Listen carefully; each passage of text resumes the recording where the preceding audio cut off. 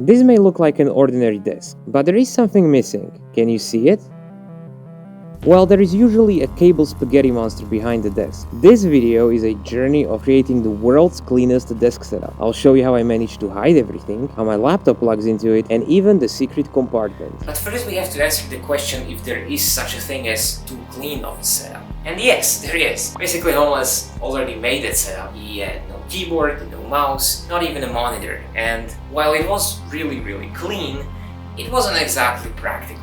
So if too clean of a setup is a hindrance, then there must be a perfect balance. And I think this is it. Pragmatically clean setup. This is actually a standing desk with no visible cables. Now, it's usually really hard to hide cables when the whole desk is moving up and down, and while there are some commercial solutions, I don't find them exactly clean. So I used a drag chain, similar to the ones used in 3D printers and CNC machines. This is a lot more subtle, and the chain neatly tucks in this aluminum channel. There are two cables in the chain, and they are both terminated at the end of this leg, as you can see. This required some precise cutting.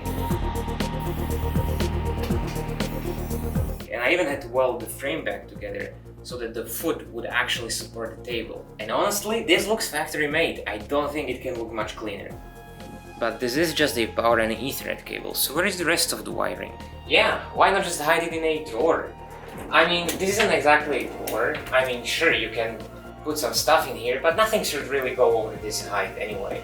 And that's because most of the space here is actually used for cable management. Let's take a look below.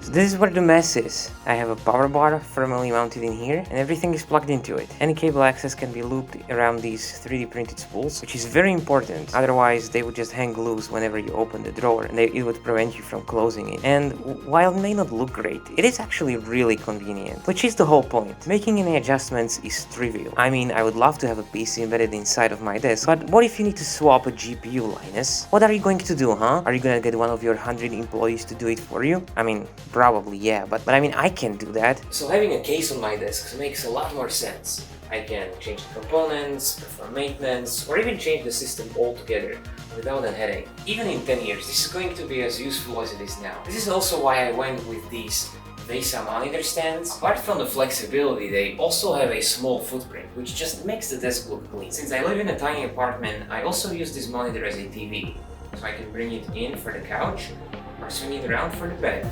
All of this makes for an incredibly versatile setup.